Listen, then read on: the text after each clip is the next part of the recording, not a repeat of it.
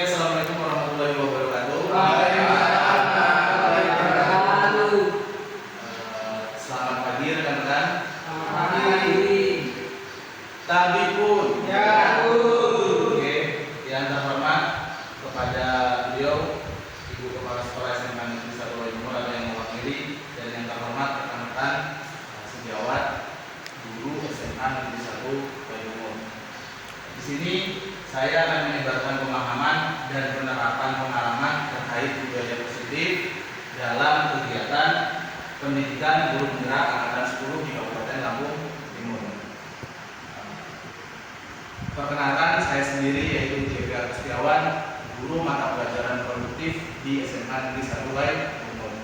Dalam konsep inti budaya positif yang akan saya bagikan di pagi hari ini, yaitu konsep intinya yang pertama ada perubahan paradigma belajar, ada disiplin positif, nilai-nilai kebajikan universal, kebutuhan dasar manusia, motivasi perilaku manusia, posisi kontrol guru, keyakinan kelas, dan yang terakhir ada segitiga restitusi.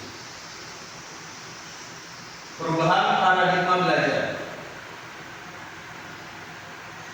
Perubahan dalam pembelajaran itu memerlukan paradigma yang baru.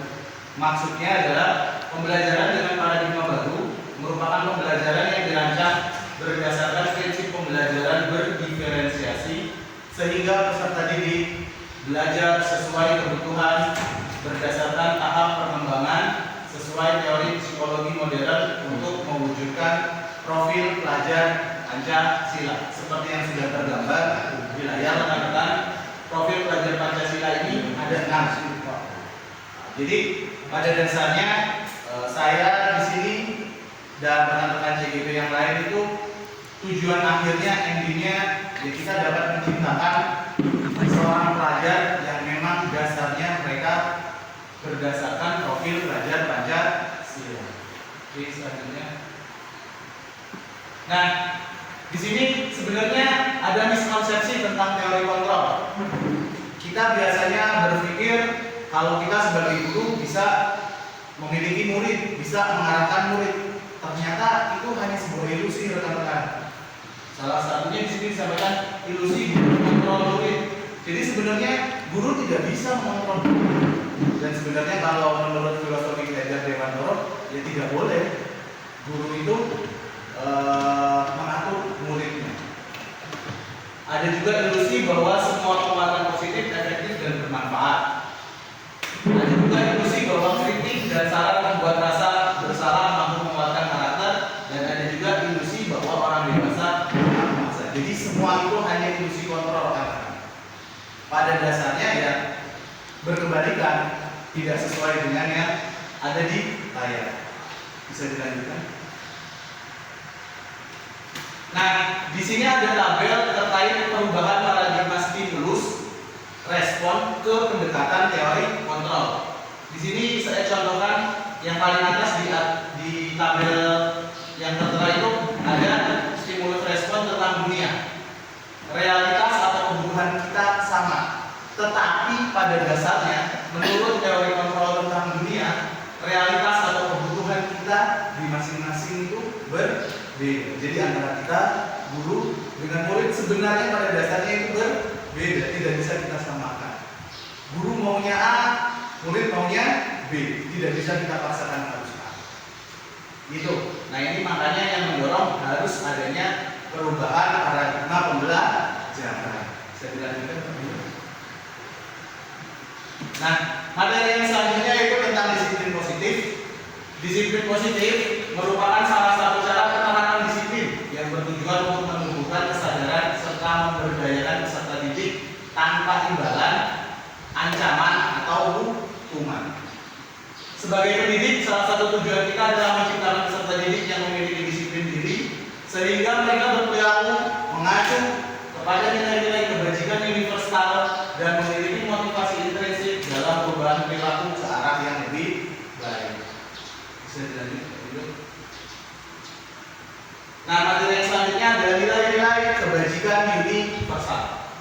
Nah, di tabel yang saya tampilkan ini Bapak Ibu bisa baca ada 3 contoh nilai-nilai kebajikan dari institusi atau organisasi yang saya rangkum. Yang pertama dari organisasi pendidikan atau di dunia pendidikan itu ada pelajaran Pancasila.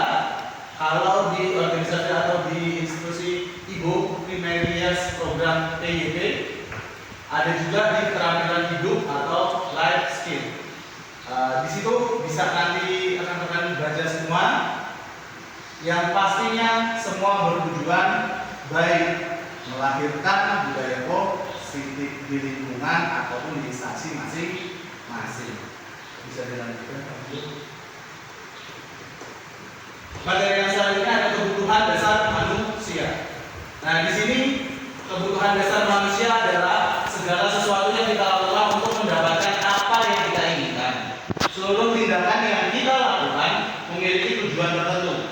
Dan semua usaha terbaik yang kita lakukan adalah dalam rangka agar kebutuhan dasar kita terpenuhi dengan baik. Di sini saya coba membuat ada 5 kebutuhan dasar manusia.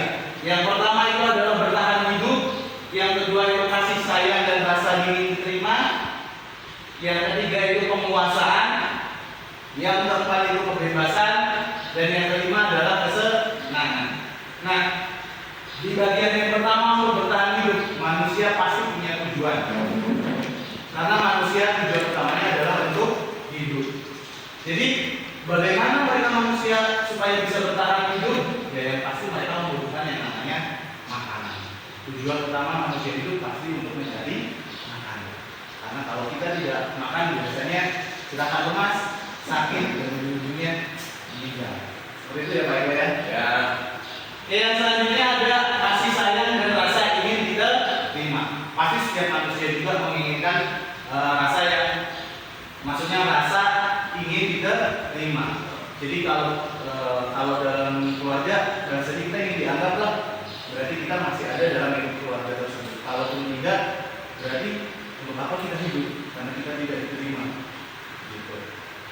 Yang selanjutnya ada penguasaan. Sudah jelas di setiap diri manusia pasti ada rasa ingin memiliki. Nah, rasa memiliki ini biasanya lahir untuk seorang penguasa. Saya ingin A, saya ingin B. Itu adalah rasa dari seorang penguasa.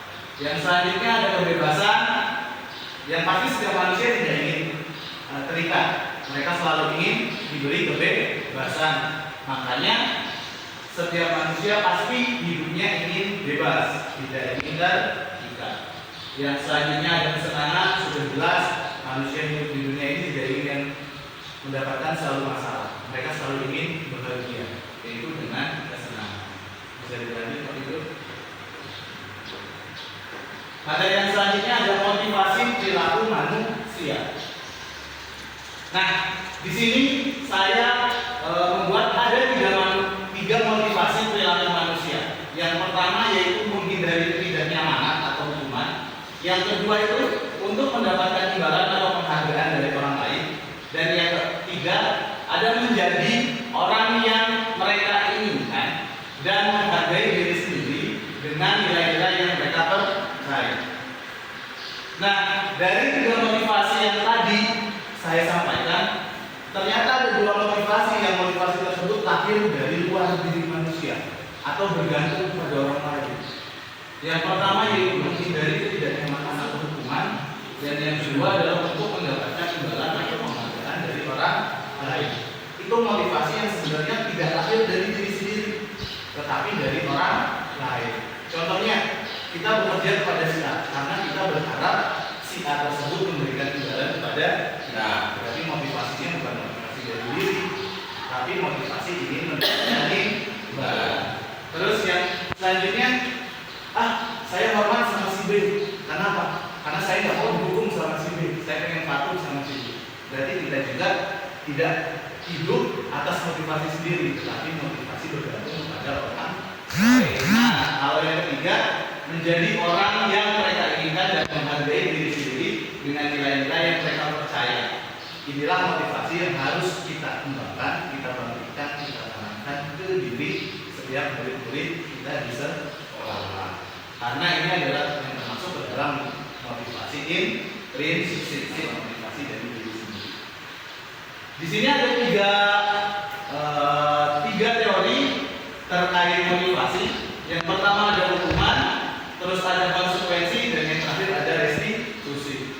Hukuman sudah jelas, dia sifatnya tidak terencana atau tiba-tiba, dan murid tidak tahu apa yang akan terjadi atau tidak dilibatkan dalam penyusunan hukuman tersebut, pasti murid tidak dilibatkan. Terus yang selanjutnya bersifat satu-satunya, ya, karena itu keputusan yang sifatnya mutlak, misalnya guru yang memutuskan, ya sudah, jadi keputusannya lahir dari guru tersebut, tidak melibatkan yang lain. Terus yang selanjutnya bisa berupa hukuman fisik ataupun psikis, namanya hukuman bebas gurunya memberikan, mau yang sifatnya hukuman fisik atau yang hanya berupa ucapan.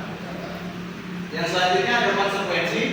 Kalau konsekuensi sifatnya terencana dan disepakati sesuai dengan peraturan, murid tetap dibuat tidak nyaman. Dan yang selanjutnya ada sikap guru selalu memonitor murid. Ya, pasti hukuman dengan konsekuensi agak sedikit mirip, tetapi berbeda. Kalau hukuman tadi biasa berharap, kalau konsekuensi ini hasil musyawarah antara murid dan guru. Tetapi tetap murid akan merasa tertekan atau tidak nyaman. Selanjutnya ada metode restitusi. Nah, metode restitusi ini adalah metode yang seyogyanya digunakan oleh kita para guru untuk proses penciptaan kondisi bagi murid untuk memperbaiki kesalahan, supaya mengakui si murid tersebut benar-benar bersalah dan ingin memperbaikinya. Itu lahir dari diri si murid sendiri. Bisa dilanjut dulu. Yang selanjutnya ada 5 posisi kontrol guru. Nah, di sini, jadi guru itu memiliki 5 posisi ternyata rekan-rekan. Yang pertama ada sebagai penghukum, pembuat rasa bersalah, sebagai teman, sebagai pemantau, dan sebagai manajer. Dan dilanjut Pak. Di sini ada beberapa contoh kalimat, dan di sini kebetulan ada kasus yang saya angkat adalah siswa tidak menggunakan seragam praktek atau werpak saat pembelajaran di luar praktek. Kebetulan saya guru produktif atau produktif, jadi ada siswa yang pada saat pembelajaran praktek tidak menggunakan werpak atau seragam prakteknya. Nah, salah satu kalimat yang saya gunakan sebagai contoh, kalau posisi kita sebagai penghukum, kalimatnya adalah silakan bersihkan ruang praktek sebelum dan sesudah kamu praktek. Jadi ada kecenderungan meminta murid tersebut suka tidak suka, mau tidak suka harus mengerjakan sesuatu. Itu sebagai penghukum.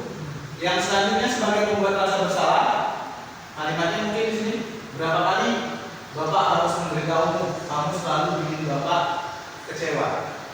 Jadi membangkitkan rasa emosional kecewa lewat kata-kata kita supaya si siswanya juga terlibat, supaya merasa bersalah.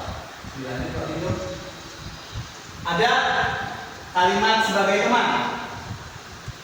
Contohnya, ayo dong ikuti aturan sekolah, tolong bantu Bapak Ibu ya. Ya sudah, tidak apa-apa, untuk lain kali jangan diulangi lagi. Seperti itu. Selanjutnya sebagai pemantau, kamu sudah melanggar peraturan sekolah, kamu tahu konsekuensinya kan? Sebelum kamu masuk ke ruang praktik, silahkan pinjam werpak di kelas sebelah dan tolong jangan diulangi. Seperti itu. Kalau sebagai pemantau, Bapak Ibu. Dan yang terakhir sebagai manajer, nah ini seyogyanya yang harus kita terapkan. Jadi kita sebagai guru harus menjadi seorang manajer dalam sebuah pembelajaran. Contoh kalimatnya adalah, apakah kamu tahu kesalahanmu? Adakah ide untuk memperbaiki dan mempertanggungjawabkan kesalahanmu? Jadi di kalimatnya tidak ada yang mempersalahkan siswa dan tidak ada yang mengharuskan siswa melakukan sesuatu. Hanya intinya memancing mereka supaya mengakui dan kira-kira kalau memang salah, hal apa untuk memperbaiki kesalahan tersebut. Gitu.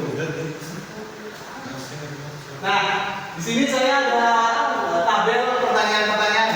Nah, kira-kira rekan-rekan nanti bisa menjabarkan. Misalnya Pak Eko, yang atas Pak Eko.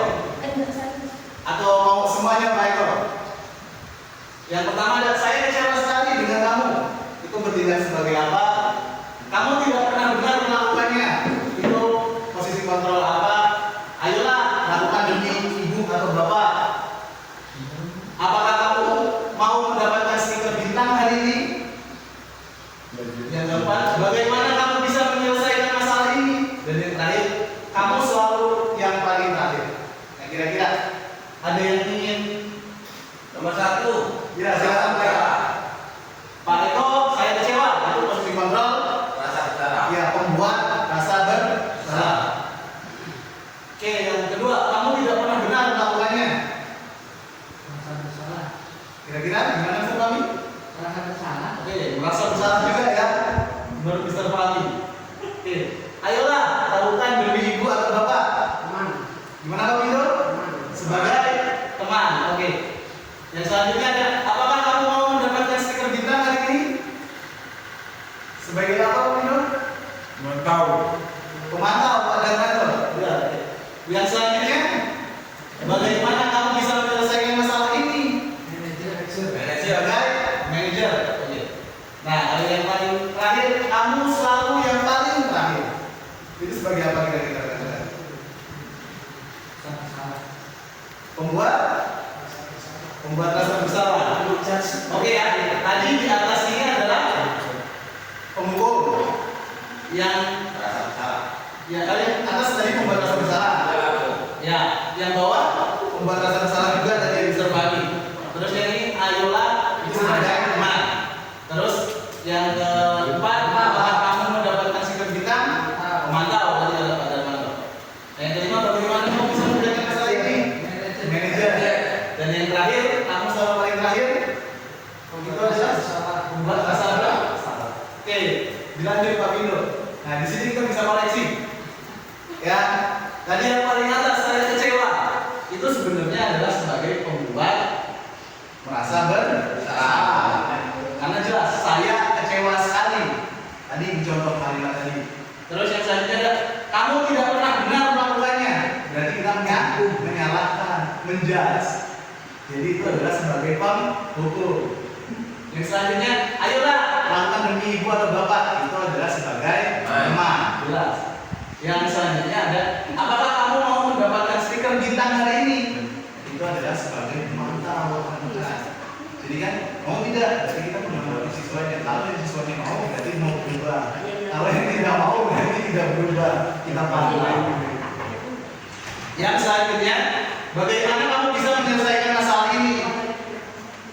Itu adalah sebagai manajer. Sudah jelas itu sebagai manajer. Dan yang selanjutnya, kamu selalu paling terakhir. Sudah jelas itu adalah sebagai penghukum. Oke. Lanjutkan dulu. Materi yang selanjutnya ada keyakinan kelas. Keyakinan kelas. Kenapa sih keyakinan kelas bukan peraturan kelas?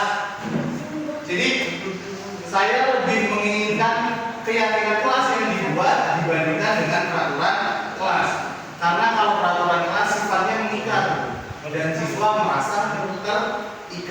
Tetapi jika keyakinan kelas, yang namanya keyakinan itu berarti lahir dari diri si siswa tersebut. Jadi dengan sadar mereka membuat dan dengan sadar pula mereka melakukannya. Nah, di sini keyakinan kelas biasanya dibuat dalam pernyataan yang positif. Yang selanjutnya, warga kelas dilibatkan dalam pembuatan keyakinan kelas tersebut. Yang selanjutnya, sesuai dengan kondisi kelas sehingga mudah diterapkan. Kita ambilnya ruang lingkup kecil saja Pak, kelas dulu. Jangan yang lebar dulu. Terus yang selanjutnya, sesuai dengan kesadaran seluruh elemen kelas. Jadi yang buat keyakinan kelas dalam posisi sadar semua. Dan yang terakhir diusahakan sedikit saja agar mudah diingat. Jadi jumlah keyakinan kelas yang kita buat jangan terlalu banyak dulu Bapak Ibu. Karena supaya mudah diingat oleh si siswa dan bisa diyakini agar bisa dijalankan. Oke, Pak Windu, bisa dilanjutkan. Oh ya, ini ada beberapa gambar terkait saya bersama siswa saya membuat keyakinan kelas. Ini pada saat itu saya membuat keyakinan kelas dengan siswa kelas 11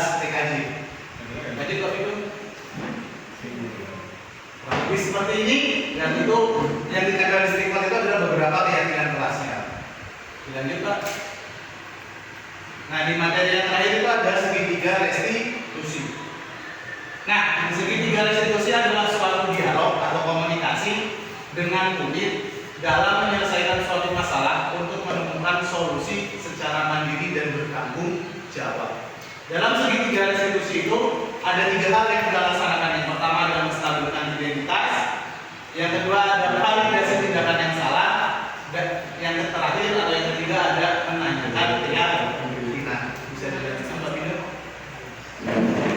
Nah, menstabilkan identitas itu adalah berdasarkan prinsip pembuat kesalahan adalah suatu proses pembelajaran. Jadi jika siswa berbuat salah, kita berikan kestabilan, karena orang belajar pasti akan selalu ada salahnya, tidak selalu benar. Dan pertanyaannya, salah satu contoh di sini ada semua orang pernah melakukan kesalahan. Maaf, bukan pertanyaan tapi pernyataan. Dan yang lainnya nanti bisa kita lihat di layar, bisa dilanjutkan Pak Bino. Nah yang selanjutnya ada validasi tindakan yang salah. Validasi tindakan yang salah ini berdasarkan prinsip setiap perilaku berupaya dalam memenuhi kebutuhan tertentu. Pasti siswa itu melakukan sesuatu, entah itu benar entah itu salah, ada tujuannya. Tujuannya adalah memenuhi kebutuhan tertentu. Entah kebutuhan apa yang ingin mereka penuhi. Gitu ya. Nah salah satu pernyataannya ada, kamu pasti mempunyai sesuatu statement tertentu mengapa kamu melakukan hal itu. Jadi kita harus bisa memfasilitasi siswa. Kenapa sih siswa melakukan seperti itu? Kenapa sih siswa ini jadi seperti itu aturannya? Bisa dilanjutkan Pak Bino. Dan yang ketiga yaitu menanyakan keyakinan. Menanyakan keyakinan ini berdasarkan teori kontrol dalam hal bagaimana menentukan motivasi secara intrinsik. Jadi di sini pernyataannya di sini kalau saya contohkan nilai-nilai apa yang disepakati bersama. Seperti tadi kita buat keyakinan kelas kan? Jadi si siswa itu sudah membuat keyakinan kelas. Jika saya masuk kelas terlambat, maka saya bla bla bla bla. Nah di situ kan itu lahir seperti kesepakatan atau keyakinan yang memang lahir dari siswa itu dan siap dipertanggungjawabkan oleh si siswa tersebut. Oke. Dokumentasi segitiga restitusi, kebetulan saya sudah menerapkan segitiga restitusi kepada siswa saya di kelas 11 TKJ. Ini kemarin siswanya datang terlambat. Yang ini, yang selanjutnya ada siswa yang tidak mengerjakan tugas. Kemarin saya restitusi. Kalau fullnya nanti rekan-rekan bisa lihat di video YouTube seperti yang sudah saya upload di YouTube. Tugas PPT saya. Dan di akhir berbagi praktek baik hari ini, dalam menumbuhkan dan menerapkan budaya positif, hendaknya seorang guru memiliki sebuah integritas profesional dan sosial yang baik, di mana guru secara berkala merefleksikan posisi kontrol yang mereka ampu saat ini. Di antaranya bagaimana seorang guru mampu merefleksikan dirinya sebagai among atau manajer, sehingga segala sesuatu yang dilakukan sesuai dengan tujuan dan dapat menuntun murid sebagai individu yang mandiri, merdeka, dan bertanggung jawab. Kurang lebih mungkin itu yang bisa saya sampaikan. Mudah-mudahan kita dapat menerapkannya baik di kehidupan sekolah dan di lingkungan bermasyarakat. Sekian dan terima kasih. Saya Edi. Assalamualaikum warahmatullahi wabarakatuh. Waalaikumsalam warahmatullahi wabarakatuh. Saatnya meraih mimpimu, arahkan pandangan ke depan. Oke, Assalamualaikum warahmatullahi wabarakatuh. Waalaikumsalam warahmatullahi wabarakatuh. Tabi pun, Ya pun, selamat pagi rekan-rekan. Sudah menjelang siang juga sih. Di sini saya akan coba menyampaikan terkait penyebaran pemahaman dan penerapan pengalaman pada materi modul 1.4 pendidikan calon guru penggerak angkatan 10, yaitu materi terkait budaya positif. Mungkin rekan-rekan sudah banyak yang kenal saya. Nama saya Jeffrey Agustiawan. Asal saya dari SMK Negeri 1 Waibungur, Kabupaten Lampung Timur. Dan selanjutnya,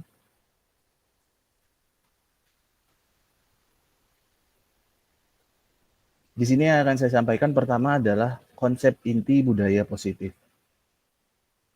Konsep inti budaya positif ini ada beberapa item, Bapak Ibu. Yang pertama itu adalah perubahan paradigma belajar. Yang kedua itu ada disiplin positif. Yang ketiga itu ada nilai-nilai kebajikan. Yang keempat ada kebutuhan dasar manusia. Yang kelima motivasi perilaku manusia. Yang keenam posisi kontrol guru. Yang ketujuh keyakinan kelas. Dan yang ke-8 atau yang terakhir itu ada segitiga restitusi. Kita lanjutkan Bapak Ibu. Pada materi pembelajaran dengan paradigma baru. Pembelajaran dengan paradigma baru merupakan pembelajaran yang dirancang berdasarkan prinsip pembelajaran berdiferensiasi, sehingga para peserta didik belajar sesuai dengan kebutuhannya, berdasarkan tahap perkembangannya, sesuai teori psikologi modern untuk mewujudkan profil pelajar Pancasila. Yang selanjutnya di sini ada miskonsepsi tentang teori kontrol. Itu adalah ilusi guru mengontrol murid, ilusi bahwa semua penguatan positif itu efektif dan bermanfaat. Yang selanjutnya ada ilusi bahwa kritik dan saran membuat rasa bersalah, mampu menguatkan karakter. Dan yang terakhir ada ilusi bahwa orang dewasa berhak memaksa. Nah, di dalam materi mengubah paradigma stimulus respon ke pendekatan teori kontrol adalah yaitu tadi kita coba merubah yang tadinya sifatnya ilusi itu kita rubah menggunakan teori kontrol. Seperti yang Bapak Ibu bisa lihat di slide presentasi yang sudah saya sampaikan, di sini ada stimulus respon serta teori kontrol yang sesungguhnya. Di sini rekan-rekan bisa membaca saja. Kemudian saya lanjutkan lagi ke materi yang selanjutnya yaitu terkait disiplin positif. Disiplin itu berasal dari kata disiplina yang artinya belajar. Disiplin mengacu pada disiplin diri yang memiliki tanggung jawab terhadap apa yang dilakukan berdasarkan nilai-nilai yang diyakini. Nah, disiplin positif merupakan salah satu cara penerapan disiplin yang bertujuan untuk menumbuhkan kesadaran serta memberdayakan peserta didik tanpa imbalan penghargaan atau reward ataupun ancaman dan hukuman. Yang selanjutnya, nilai-nilai kebajikan. Nilai-nilai yang disepakati bersama, lepas dari suku, bangsa, agama, bahasa, maupun latar belakang. Jadi memang nilai-nilai yang sifatnya universal, Bapak Ibu. Di sini dicontohkan ada nilai kebajikan dari sebuah institusi atau organisasi.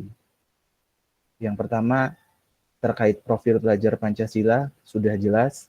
Yang terkandung di dalam profil pelajar Pancasila itu ada beriman, bertakwa kepada Tuhan Yang Maha Esa, dan berakhlak mulia, berpendidikan global, gotong royong, mandiri, kreatif, dan bernalar kritis. Ada juga IBO Primary Years Program atau PYP, yaitu ada toleransi, rasa hormat, integritas, mandiri, menghargai, antusias, empati, keingintahuan, kreativitas, kerjasama, percaya diri, dan komitmen. Yang selanjutnya ada keterampilan hidup atau life skill, dapat dipercaya, lurus hati, pendengar yang aktif, tidak merendahkan orang lain, dan memberikan yang terbaik dari diri. Yang selanjutnya yaitu terkait kebutuhan dasar manusia. Kebutuhan dasar manusia adalah segala sesuatu yang kita lakukan untuk mendapatkan apa yang kita inginkan. Seluruh tindakan yang kita lakukan memiliki tujuan tertentu. Dan semua usaha terbaik yang kita lakukan adalah dalam rangka agar kebutuhan dasar kita terpenuhi dengan baik. Yang selanjutnya, pada 5 kebutuhan dasar manusia itu, yang pertama adalah bertahan hidup. Rekan-rekan sekalian, Bapak Ibu. Sudah jelas, seperti makanan, tempat tinggal, keamanan, dan kesehatan. Itu adalah kebutuhan dasar manusia. Yang selanjutnya ada kasih sayang dan rasa diterima. Rasa diterima, dipedulikan, berbagi, kerjasama, menjadi bagian dalam kelompok, itu adalah kebutuhan dasar manusia juga, yang pasti ingin dicapai oleh setiap manusia itu. Yang selanjutnya ada penguasaan. Penguasaan ini hal yang sangat, saya bilang, pasti di setiap diri manusia ada, yaitu harga diri, keinginan untuk dianggap, memimpin, berprestasi, dan diakui serta didengar. Itu pasti dalam diri setiap manusia pasti akan selalu ada. Dan yang selanjutnya ada kebebasan. Kebebasan di sini adalah mandiri, memiliki pilihan, mencoba hal baru, mampu mengendalikan arah dirinya. Selanjutnya ada kesenangan. Sudah jelas kalau kesenangan ini masuk ke dalam kebutuhan dasar manusia. Mulai dari bermain, bercanda, antusias, serta hal-hal lain yang memang itu berhubungan dengan kesenangan. Yang selanjutnya ada motivasi perilaku manusia. Nah, motivasi perilaku manusia di sini ada 3 hal yang digarisbawahi. Tetapi saya mencoba membagi dari 3 itu, 2 yang masuk ke dalam motivasi ekstrinsik atau motivasi yang memang lahirnya dari luar manusianya. Terus yang satu lagi itu ada motivasi intrinsik atau motivasi yang memang lahir dari diri si manusianya. Yang pertama itu untuk menghindari ketidaknyamanan atau hukuman. Pasti setiap orang kalau dapat hukuman, kalau mendapat hal yang tidak nyaman, pasti mereka ingin menghindari. Nah, motivasi ini itu adalah motivasi yang lahir bukan karena manusianya, tetapi lahir karena keadaan, karena dukungan dari luar. Sama seperti halnya untuk mendapatkan imbalan ataupun penghargaan dari orang lain. Karena berharap sesuatu dari orang lain, makanya motivasi ini disebut sebagai motivasi yang lahir dari luar manusianya itu sendiri, atau disebut dengan motivasi eksternal atau ekstrinsik. Nah, yang selanjutnya ada untuk menjadi orang yang mereka inginkan dan menghargai diri sendiri dengan nilai-nilai yang mereka percaya. Nah, untuk menjadi orang yang mereka inginkan dan menghargai diri sendiri. Berarti mau tidak mau, suka tidak suka, rasa itu, motivasi itu muncul dengan sendirinya dari diri si manusianya tersebut. Makanya motivasi ini disebut sebagai motivasi intrinsik atau motivasi internal. Nah, motivasi inilah yang harus kita kembangkan ke depannya sebagai dasar kita menerapkan budaya positif. Nah, yang selanjutnya di sini ada hukuman, konsekuensi, dan restitusi. Dijabarkan juga di sini kalau hukuman tidak terencana atau tiba-tiba, murid tidak tahu apa yang akan terjadi, bersifat satu arah, dan hukuman bisa berupa fisik ataupun non-fisik. Kalaupun fisik berimbasnya jelas ke diri si anak tersebut, tetapi kalau psikis bisa ke mental anak tersebut, dan kalaupun sudah bersifatnya ke psikis, takutnya imbasnya di kemudian harinya yang ditakutkan, Bapak Ibu. Yang selanjutnya ada konsekuensi. Kalau konsekuensi ini dia sifatnya terencana, disepakati, terus pasti murid merasa tidak nyaman karena mereka terbebani. Terus yang pasti guru sebagai pemantau yang selalu memonitor. Terus yang selanjutnya ada restitusi. Restitusi ini adalah sebuah proses menciptakan kondisi bagi murid untuk memperbaiki kesalahan. Sebenarnya hampir sama seperti konsekuensi, tetapi prosesnya atau alurnya yang berbeda. Karena restitusi itu tidak seperti konsekuensi yang membebani kepada siswanya. Terus kita lanjutkan. Masih tampilkan slide share yang saya tampilkan, rekan-rekan? Masih, Pak. Masih, Pak. Oke, saya lanjutkan. Di sini ada 5 posisi kontrol guru.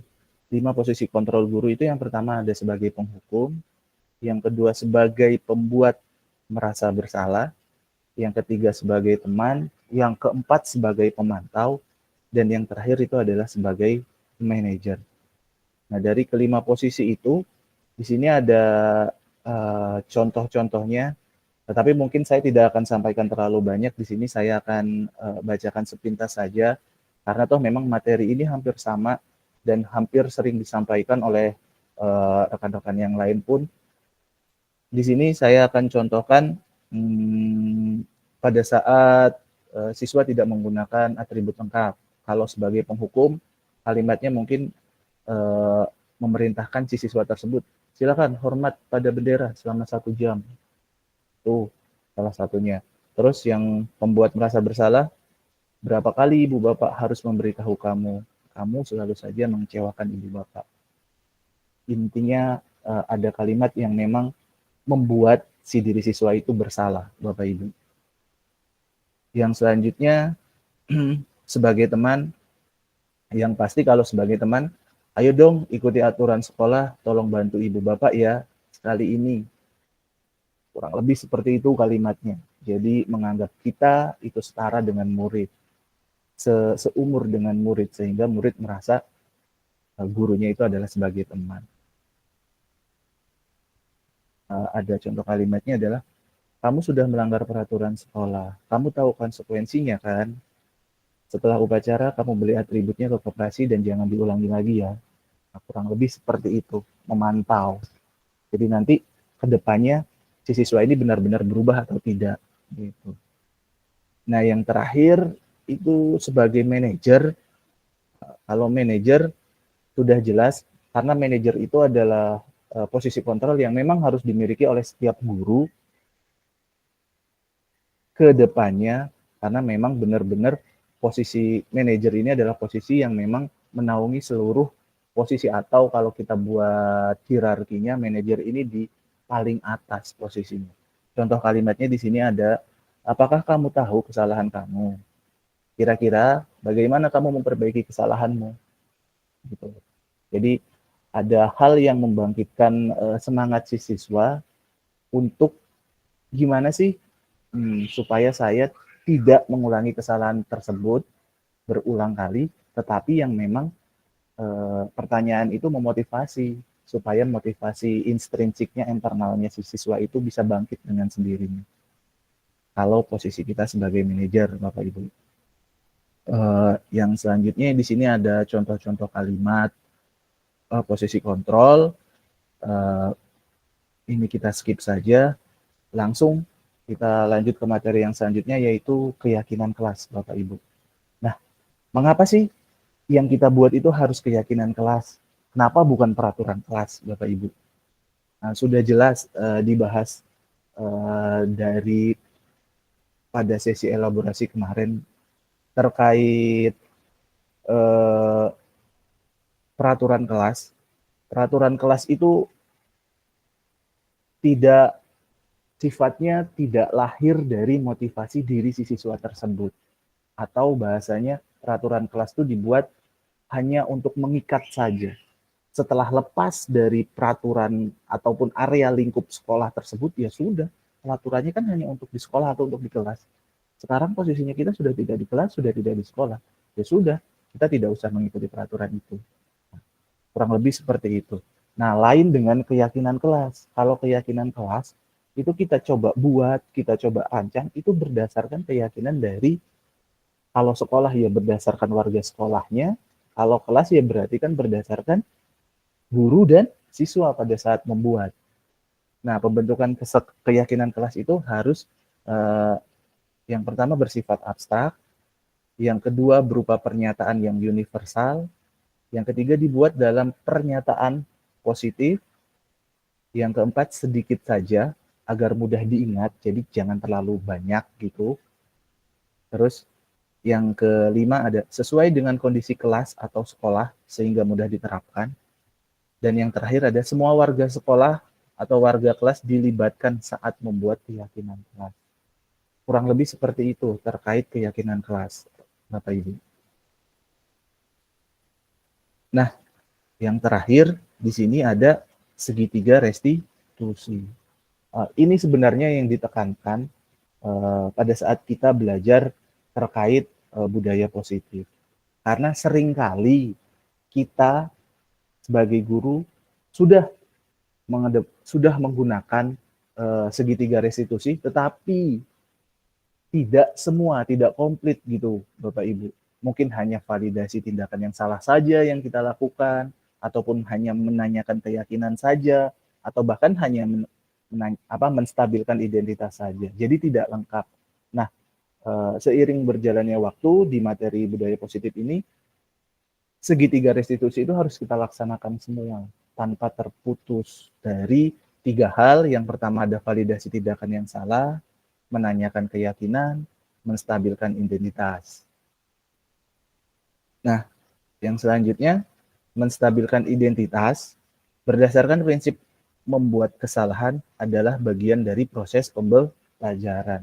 Jadi kalimat-kalimatnya ya seperti contoh yang saya tampilkan di layar, berbuat salah itu wajar, tidak ada manusia yang sempurna, Bapak Ibu juga pernah melakukan itu. Kurang lebih kalimat-kalimat untuk menstabilkan identitasnya adalah kalimat-kalimat yang tertera di layar seperti itu, Bapak Ibu. Saya yakin mungkin Bapak Ibu pun di sekolah pernah melakukan kegiatan ini, tetapi mungkin kegiatannya tidak sampai selesai. 3 proses ini yang ada di segitiga restitusi ini mungkin baru 1 atau 2 yang Bapak Ibu laksanakan.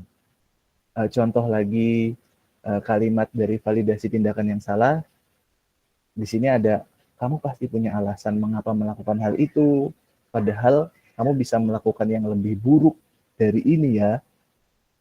Terus kamu patut bangga karena telah melindungi sesuatu yang penting buatmu. Kurang lebih seperti itulah kalimat-kalimatnya Bapak Ibu.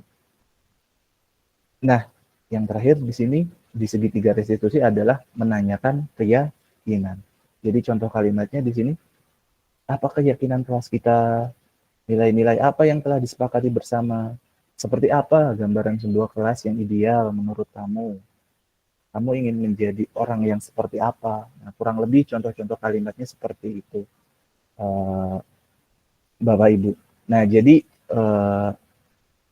dari runtunan yang saya sampaikan tadi terkait budaya positif, saya lebih mengedepankan terkait segitiga restitusi dalam proses penyelesaian masalah, Bapak Ibu. Terkait nanti Bapak Ibu mau mengambil yang mana, monggo dipersilahkan. Tetapi saya lebih cenderung lebih nyaman dengan menerapkan yang namanya segitiga restitusi, selain kita memahami posisi kita seharusnya sebagai seorang guru atau posisi kontrol kita sebagai seorang guru adalah yang terbaik adalah sebagai seorang manajer. Dan yang terakhir, di sini saya akan melakukan penutup. Dalam penerapan program disiplin positif, hendaknya guru memiliki standar kepribadian profesional dan sosial yang baik, di mana guru mampu merefleksi dirinya dalam posisi kontrol saat ini. Bagaimana perjalanan dirinya sebagai among atau manajer yang menuntun murid-muridnya menjadi insan yang mandiri, merdeka, dan bertanggung jawab sesuai dengan standar pendidikan nasional. Mungkin ini yang bisa saya sampaikan. Kalaupun ada tanggapan serta masukan dari rekan-rekan ataupun ada pertanyaan, kita bisa diskusikan. Monggo dipersilahkan kepada rekan-rekan.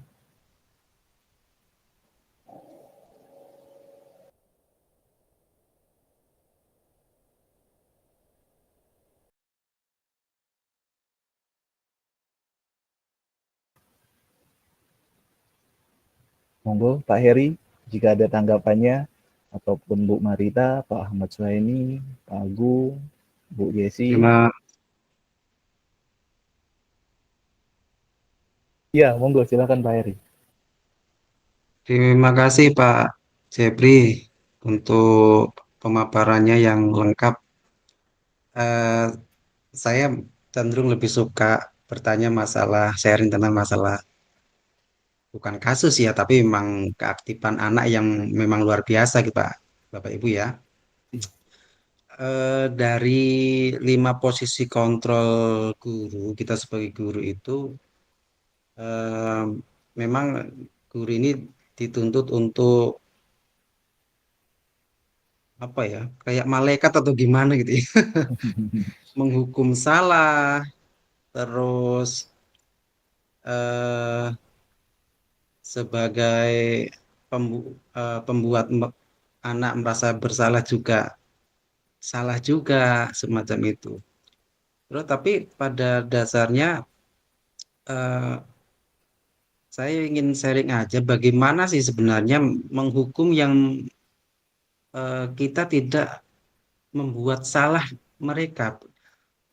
Anak zaman sekarang memang kalau tidak ada hukuman yang apa ya, ini menurut saya memang agak susah kita mendisiplinkan mereka. Memang kenyataannya semacam itu.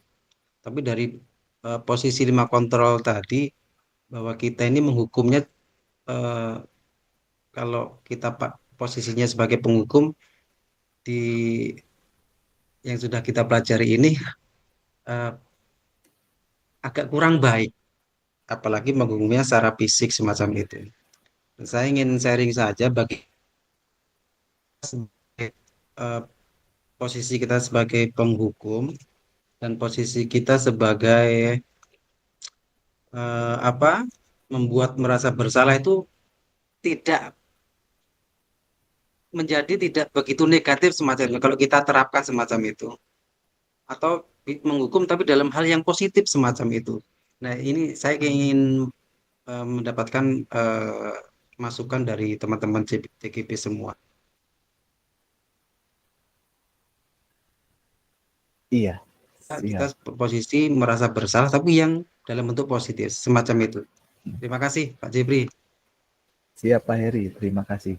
Iya, memang di era saat ini memang 5 posisi kontrol ini seperti dewa gitu bagi guru. Eh, bagi saya secara pribadi, mungkin juga bagi rekan-rekan mungkin seperti itu. Eh, jadi memang terkadang benar sekali yang disampaikan Pak Heri. Kita serba salah. Kita menghukum dengan hukuman fisik, jatuhnya kita tetap salah karena menghukum. Yang namanya menghukum ya tetap hukum, menghukum. Jadi mau tidak mau ya tetap salah gitu. Mungkin solusinya untuk saat ini ya itu tadi dengan segitiga restitusi Pak Heri, walaupun saya tidak yakin 100% segitiga restitusi ini nanti kedepannya bisa menyelesaikan 100% tingkat kedisiplinan si siswa tersebut. Karena yang saya tahu posisi kita melakukan segitiga restitusi itu ya itu akan berjalan jika memang siswa itu berhubungannya dengan kita langsung, dengan guru yang melakukan segitiga restitusi itu. Tetapi kalau dengan guru yang lain atau bahkan mungkin dengan orang tuanya di luar lingkungan sekolah, ya si siswa itu akan kembali lagi dengan kehidupannya, dengan gayanya ya yang menurut dia nyaman gitu. Jadi ya ini sebenarnya menjadi PR buat kita bersama.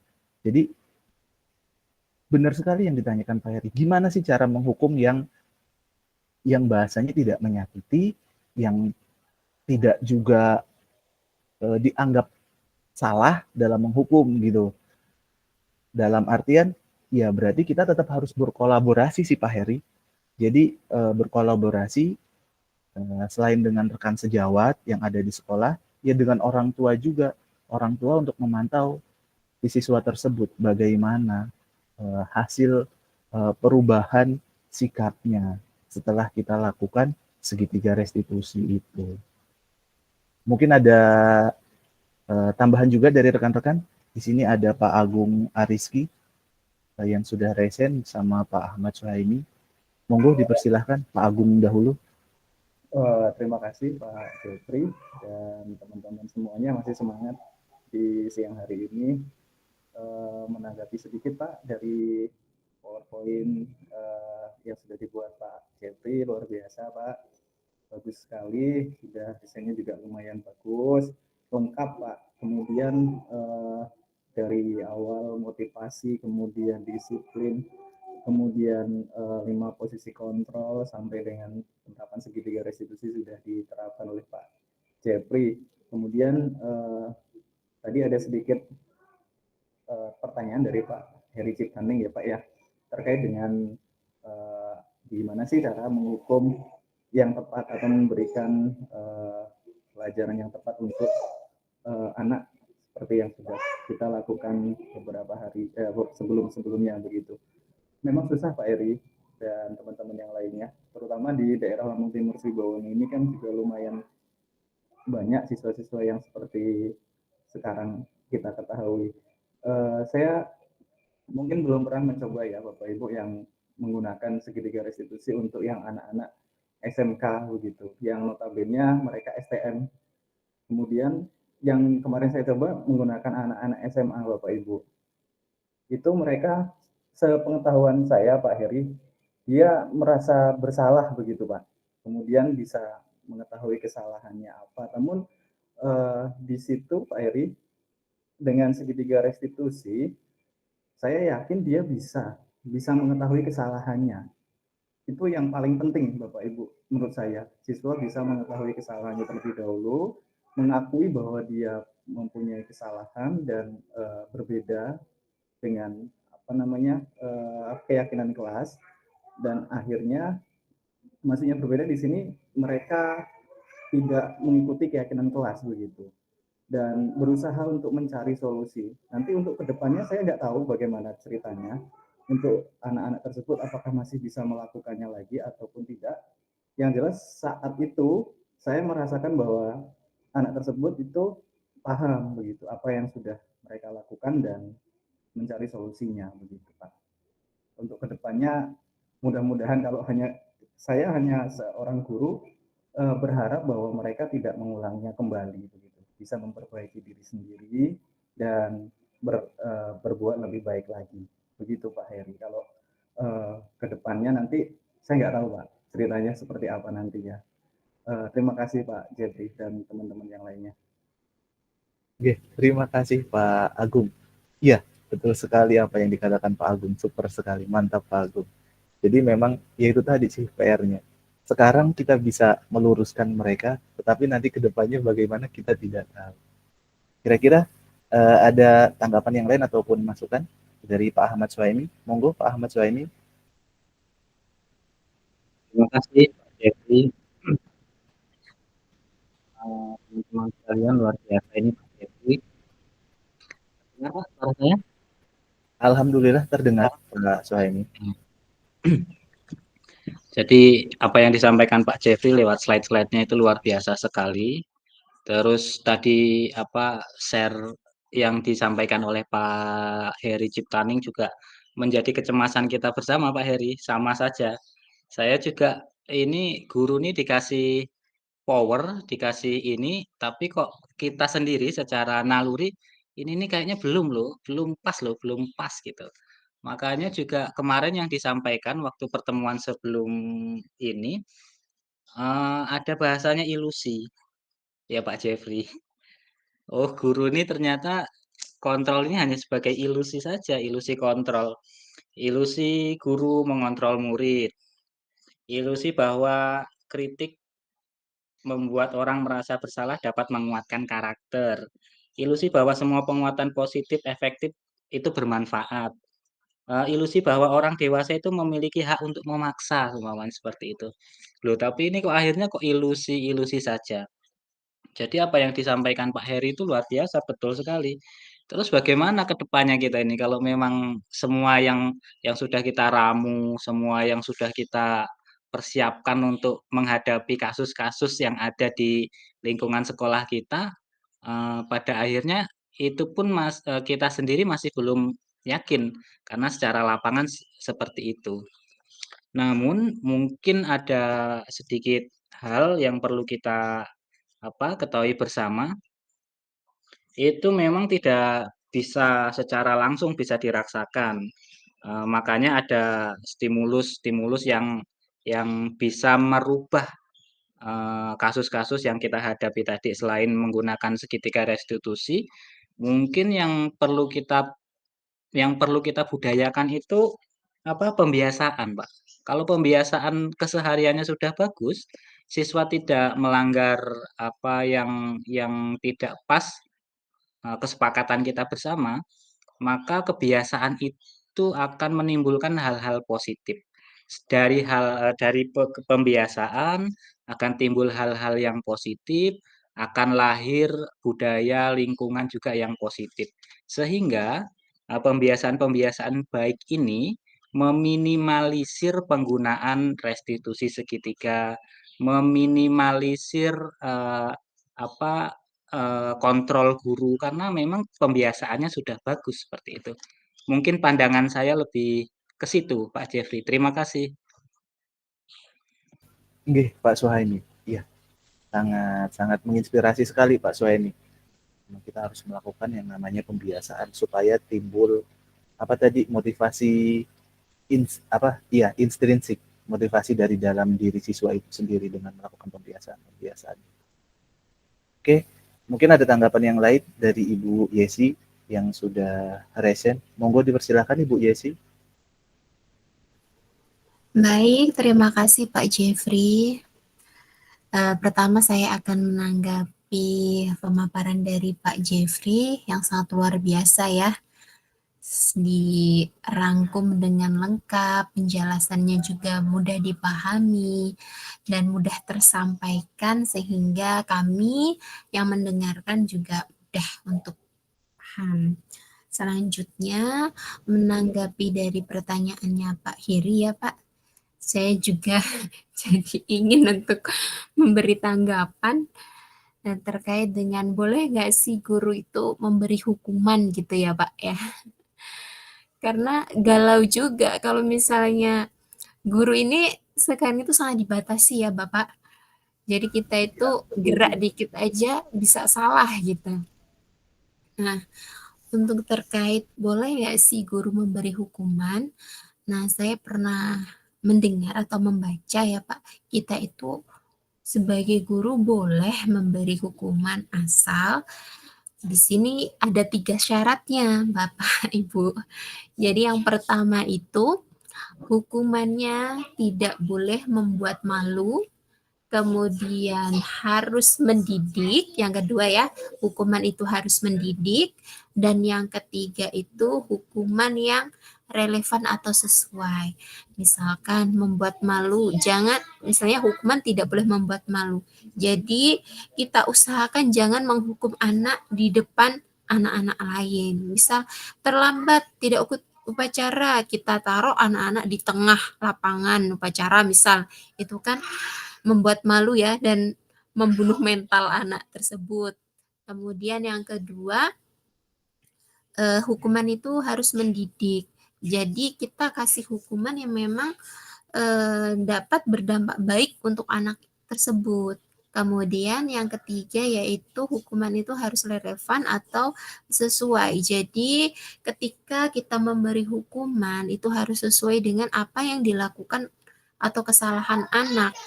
Misal anak itu tidak atau mencoret-coret buku temannya. Ya bagaimana caranya anak tersebut Bapak Ibu bertanggung jawab atas perbuatannya. Jangan misalkan anak itu telat kita hukum mencuci WC atau membersihkan WC seluruh sekolah gitu, seluruh kelas gitu. Kan tidak sesuai dan tidak mendidik juga. Jadi ada 3 syarat itu ya Bapak Ibu. Pertama, tidak boleh membuat malu, mendidik, dan harus relevan atau sesuai. Terima kasih Bapak Ibu. Iya, terima kasih Bu Yesi. Jadi itu Pak Heri dapat bantuan masukan, saran dari rekan-rekan guru yang lain. Jadi intinya kalau Bu Yesi sendiri tetap membolehkan hukuman asalkan ada 3 hal yang tadi perlu diperhatikan, tidak membuat malu, terus apa tadi itu lagi saya lupa. Nah, terus dari Pak Ahmad Suhaimi pun sama, tetapi kalau Pak Ahmad Suhaimi lebih menyarankan lebih ke pendekatan menggunakan pembiasaan, supaya memang lahir motivasi intrinsik dari diri siswa itu. Dan kalaupun dari Pak Agung masih sama, intinya kita dapat mengendalikan siswa pada hari ini, pada saat mereka sedang sekolah. Tapi jika nanti ke depannya setelah lepas dari sekolah ataupun setelah berada di lingkungan yang luar kependidikan, kita tidak tahu nanti ke depannya seperti apa si siswa itu. Kurang lebih sih seperti itu. Gimana Pak Heri? Apa masih ada yang ingin disampaikan Pak Heri? Sudah cukup sementara Pak Jeffrey, nanti sambung lagi yang lain. Kira-kira dari rekan-rekan masih ada yang ingin disampaikan atau ditanggapi? Monggo dipersilahkan.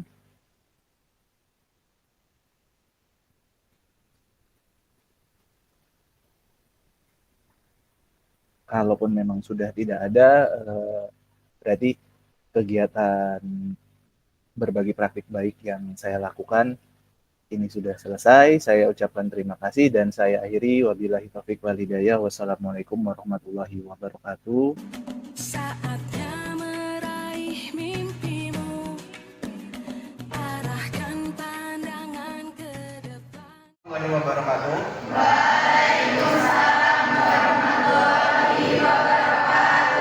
Selamat pagi. Gimana kabarnya? Sehat semua?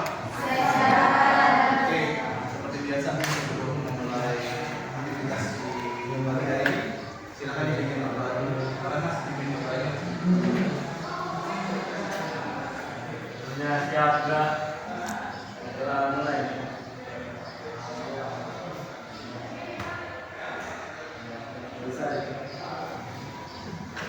Oke, terima kasih.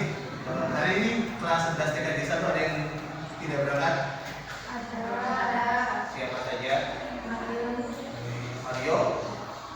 Sama? Dita. Keterangannya Mario apa?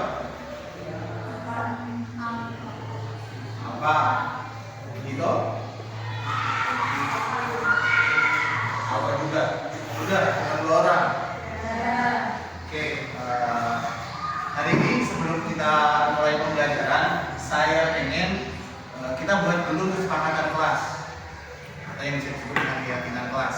Jadi kesepakatan atau keyakinan ini lahirnya dari kalian, mau tidak mau, suka tidak suka, kalian harus menjalankan. Ya, di sini kalian sudah duduk satu meja 2 orang. Nanti saya akan bagikan not lembar catatan. Silakan kalian buat kesepakatan atau keyakinan kelasnya, ditulis di not ini. Setelah selesai nanti ditempel di papan dan langsung dibacakan untuk disepakati bersama. Ada pertanyaan tidak? Ya. Oke, saya beri dulu. Silakan ditulis saja sesuai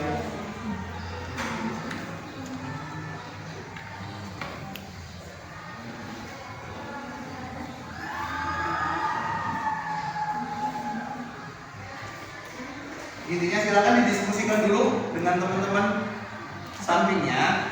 Terus setelah itu kalian tulis, dan kalau memang sudah selesai, silakan ditempel di depan. Ya.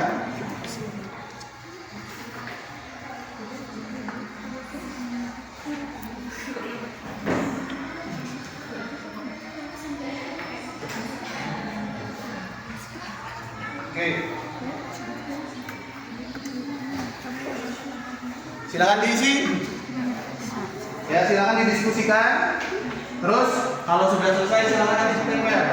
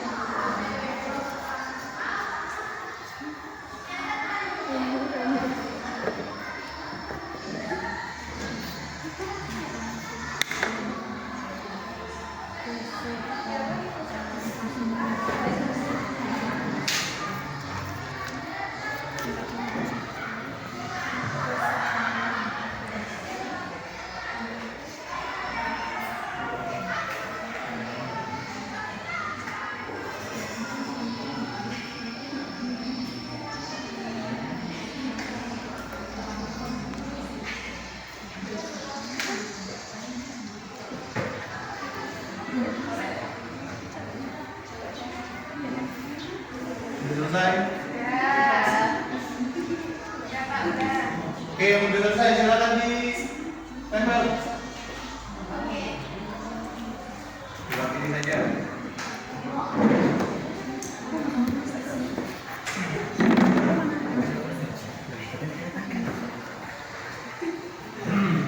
Tapi di bawahnya nggak usah berjejer semua.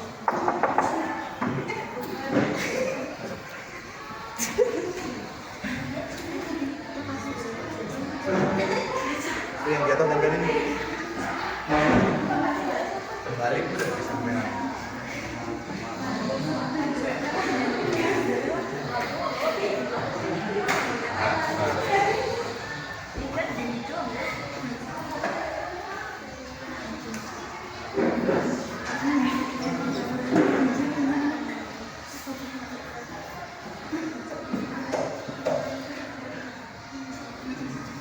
Satu lagi belum ya?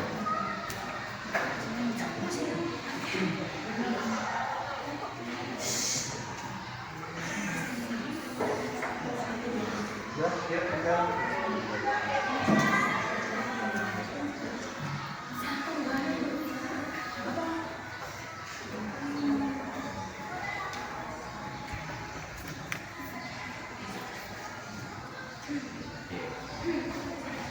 Tahu sih?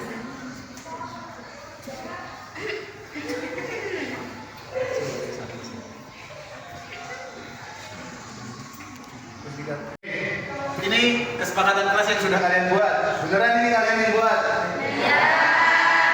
Jadi hati kalian bener-bener ya? Oke. Saya coba bacakan dulu yang pertama. Ya. Kita coba bacakan dulu yang dari atas semua. Nanti turun ke yang bawah ya. Ini yang pertama di sini ada tidak boleh membawa miras ke kelas atau di kelas. Berarti kalau miras termasuk rokok pun termasuk di situ nih. Khususnya rata-rata yang cowok. Kira-kira disepakati atau diyakini atau tidak? Disepakati. Deal ya? Kalau sampai ada yang bawa, kira-kira hukumannya apa? Apa? Ya intinya kita laporkan ke pihak sekolah biar nanti sekolah yang ambil tindakan. Ya. Oke, yang pertama deal ya. Tidak membawa minuman keras atau rokok dan sejenisnya. Terutama bagi yang cowok nih ya. Oke ya, deal ya yang cowok ya. Oke, yang kedua, jika guru tidak tepat waktu ketika masuk kelas, maka guru tidak boleh masuk ke kelas. Iya, gitu. Deal. Jadi jam kosong gitu ya, seneng ya. Oke, disepakati ya. Terus yang selanjutnya, saat masuk kelas, alas kaki semua siswa harus dilepas supaya ruang kelas tetap bersih. Setuju atau tidak? Setuju. Berarti setiap masuk ke ruang kelas, baik kelas ini ataupun kelas sebelah, berarti alas kaki, sepatu dilepas. Kalau kaos kaki nggak usah ya. Ya. Oke. Deal? Yang selanjutnya, harap kalau masuk kelas sepatu dilepas maupun guru atau murid sama ya. Intinya mau itu pak gurunya, bu gurunya atau siswanya, berarti kalau masuk ke ruang kelas alas kaki dilepas. Oke, yang selanjutnya, jika siswa telat masuk kelas, siswa tidak boleh mengikuti pelajaran. Deal? Ya. Deal? Ya. Kalau yang tadi yang pertama, guru tidak masuk kelas, gurunya tidak boleh masuk ke dalam. Guru terlambat, guru tidak boleh masuk kelas. Nah, kalau sekarang siswa terlambat, ya siswanya tidak boleh masuk kelas. Setuju? Setuju tidak? Setuju. Yang selanjutnya, bagi laki-laki tidak boleh memakai celana pensil dan mengenakan celana di luar sekolah. Gitu maksudnya? Dari sekolah. Oh, celana dari sekolah. Berarti bahasanya harus pakai celana yang dibuat oleh sekolah. Yang standar, maksudnya nggak boleh yang pensil. Deal yang cowok? Karena ini celana. Ya. Terus yang selanjutnya, bagi laki-laki lagi diharap setiap Senin wajib mengenakan atribut lengkap. Ini sebenarnya nggak buat laki-laki, buat semuanya. Ya. Jadi di setiap hari Senin kalian harus menggunakan atribut lengkap. Cocok? Deal? Yang selanjutnya, yang tidak piket dikenakan denda. Jika datang terlambat mendapat hukuman. Yang datang terlambat sudah jelas tadi, hukumannya tidak boleh ikut pelajaran karena sudah disepakati. Nah, kalau yang terkait tidak piket dikenakan denda. Dendanya berupa apa? Berupa? Berapa tuh? 2. Ayo, berapa disepakati? 20.000. Ayo disepakati berapa? 2.000. Masuknya nanti ke bendahara kelas. Setuju? Setuju. Deal ya? Deal. Yang selanjutnya, jika tidak membuang sampah pada tempatnya, kita akan menerima hukuman. Nah, berarti buang sampah sembarangan. Siapa yang biasanya jajan sisa jajanan yang masih ditaruh di kelas? Semuanya. Nah, hukumannya apa kira-kira? Hukumannya apa? Jika tidak membuang sampah pada tempatnya, hukumannya membersihkan ruangan tersebut. Ya, satu kelas dibersihin, walaupun bukan jadwalnya piket. Setuju? Setuju. Yang selanjutnya, siswa yang tidak mau melaksanakan piket kelas maka akan dikenakan denda sebesar Rp2.000. Sama seperti yang tadi, kesepakatan yang tadi ya, udah ada. Jadi pada intinya, kalau kalian tidak melaksanakan piket kelas yang sudah terjadwal, berarti kalian akan dikenakan denda sebesar Rp2.000 yang dibayarkan ke bendahara kelas. Yang selanjutnya, jika masuk kelas harus berpakaian rapi. Setuju? Setuju. Kalau yang tidak rapi, gimana? Dirapikan. Kira-kira apa dendanya? Disuruh squat jam, disuruh push up, atau disuruh membersihkan toilet? Gimana? Push up. Itu bagi yang cowok. Kalau bagi yang cewek? Apa? Squat jam. Gimana? Ini kan kesepakatan kalian. Gimana? Membersihkan halaman kelas. Gitu? Ya. Yang cowok push up, yang cewek membersihkan halaman kelas. Deal? Deal. Setuju? Oke. Nah, yang terakhir ada 3 nih. Bagi perempuan tidak boleh memakai rok span. Emang ada yang pakai rok span di sini? Ada. Jadi mulai hari ini dan besok-besoknya, karena ini kesepakatan kelas kalian, berarti yang perempuan tidak diperbolehkan menggunakan rok span, tetapi menggunakan rok biru. Terus yang kedua, tidak boleh make up berlebihan. Menor. Deal? Deal? Deal atau tidak? Ayo, disepakati.